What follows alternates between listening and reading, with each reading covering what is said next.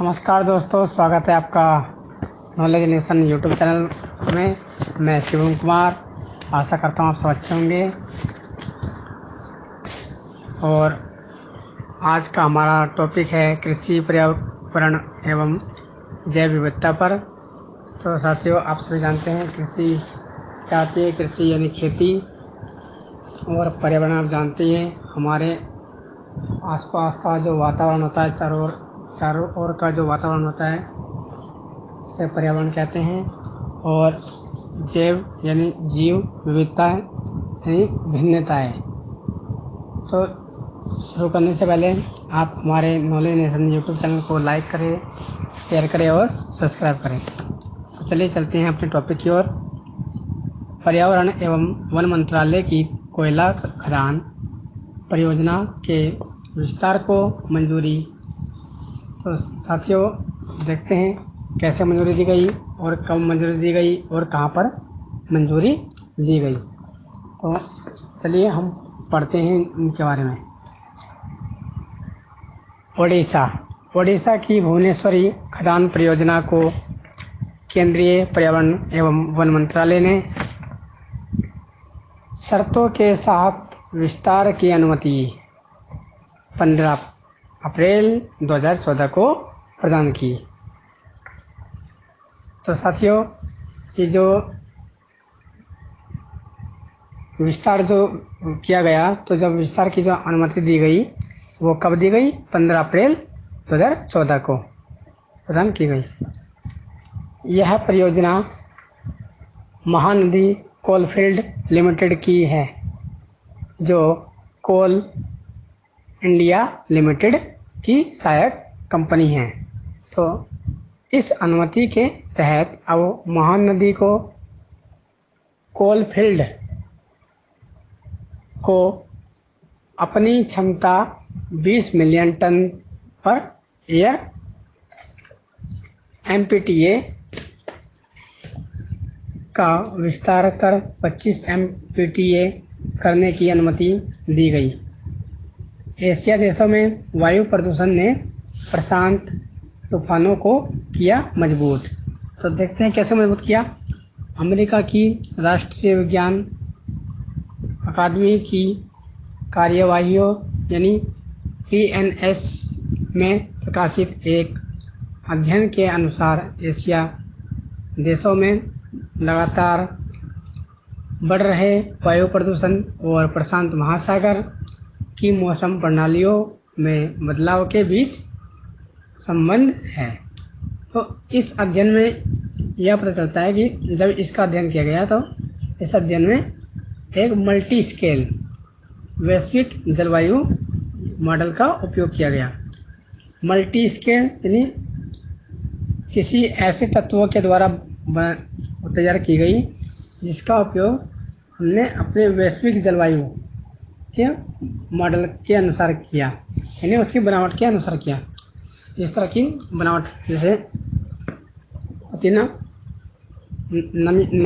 नमी होती है जलवायु में, नमी और आर्द्रता और शुष्क। इस तरह से वायु के अंदर 3 तरह की वो पाई जाती है। फर्स्ट नमी, दूसरी आर्द्रता, तीसरी शीत। तो इससे प्रशांत महासागर में तूफानों के गमन के मार्ग पर मानव जीव जनित एरोजॉल्स गैस में ठोस या फिर तरल कणों के बाद के प्रभाव के आकलन पर आधारित है। तो जो ये एरोजॉल्स जो है ये एक तरह की गैस है और ये ठोस और तरल कणों के बादल के प्रभाव से तैयार की जाती है। तो वैज्ञानिकों के अनुसार इन एरोजॉल्स का बादल निर्माण में निर्णायक प्रभाव पड़ता है और मध्य अक्षांश चक्रवात प्रशांत तूफानों के मार्ग से जुड़े थे। इससे बादल अधिक सघन हो जाता है और जिससे महासागर के ऊपर ज़्यादा घने तूफान आते हैं। एरोजाल्स तूफानों को अधिक सघन और सख्त बना देता है और उनमें ज़्यादा अपक्षेप भी होता है। तो अध्ययन के अनुसार यह पता चला कि जो एरोजाल्स है इसमें सर्वाधिक सल्फेट्स आम है। तो ये सल्फेट्स आम पाया जाता है जो प्रायः कोयले से प्रज्वलित विद्युत संयंत्रों से आते हैं। तो उत्तरी अटलांटिका जो है वहाँ पर जो उपस्थित है वो एरोजाल्स उत्तरी अटलांटिका पर तूफानों और दक्षिण एशिया के मानसून क्षेत्रों में वायु संचरण को प्रभावित कर सकते हैं। तो चीन एशिया में सबसे तेजी से विकास करने वाला देश है। जैसे कि चीन के नाम से आपको तुरंत याद आ जाएगा जो आजकल महामारी चल रही है, हमारे देश में जो महामारी चल रही है, तो इस महामारी को भी चीन से ही जुड़कर देखा गया है। तो इसी के चलते चीन आजकल छोटे से लेकर के बड़े तक सभी जान चुके हैं चीन कहाँ है, क्या है, कैसा है। तो इसका परिणाम उच्च वायु प्रदूषण में पड़ता है। तो इस अध्ययन के अनुसार वर्ष 2013 में वायु गुणवत्ता मानकों का अनुपालन कितना 50 से भी कम दिन किया गया। तो अब हम जानते हैं क्या है एरोजाल्स। अभी हमने एरोजाल्स की बात की थी, तो अब हम आपको बताते हैं कि एरोजाल्स है क्या चीज़। यह वायु का अन्य गैसों में सूक्ष्म ठोस या फिर तरल कणों का एक बादल होता है। इसमें धुंध, वायु प्रदूषण, धूल, धुआं आदि सम्मिलित होते हैं। तो गैंडों के अवैध शिकार को रोकने का प्रस्ताव। गैंडे एक प्रकार का जानवर है, तो हम देखते हैं कि गैंडों को अवैध शिकार करने से कैसे रोका जा सकता है। असोम में गैंडों की अवैध शिकार को रोकने के लिए असोम सरकार ने 20 मार्च, असोम को असम भी कहते हैं दोस्तों, 20 मार्च 2014 को उनके सींगों की कटाई के प्रस्ताव पर लोगों की राय मांगी। तो जनता द्वारा यह बताया गया कि जो प्रधान है वो प्रधान मुख्य वन संरक्षक यानी वन्य जीव को भेजनी होगी। तो इस प्रस्ताव के तहत गैंडों के सींगों को एक बार में न निकालकर उन्हें 4 से 5 बार 5 माह के अंतराल पर उनकी छटाई की जाए। तो इसमें जो गैंडे होते हैं वो गैंडों की सुरक्षा का पूरा ध्यान रखा गया है और सरकार द्वारा यह अभियान उन क्षेत्रों में चलाया जाएगा जहां गैंडों की संख्या बहुत कम है और गैंडों के सींगों की छटाई करने का सुझाव भारतीय राइनो यानी विजन यानी IBR 2020 ने जनवरी 2014 में दिया था। तो हम जानते हैं क्या है IBR 2020। यह वर्ल्ड वाइल्ड फंड इंडिया यानी WWF अंतर्राष्ट्रीय राइनो फाउंडेशन तथा असम वन विभाग का संयुक्त कार्यक्रम है। इसका उद्देश्य वर्ष 2020 तक गैंडों की संख्या को 3000 करना था। तो तो 7 गैंडों को काजीरंगा राष्ट्रीय उद्यान पार्क और पवित्रा वन्यजीव अभयारण्य से मनास और डिब्रू साइकोवा नेशनल पार्क एवं लाखोवा भोरा चौपारी वन्य जीव अभयारण्य में स्थानांतरित किया गया। तो ग्रेटर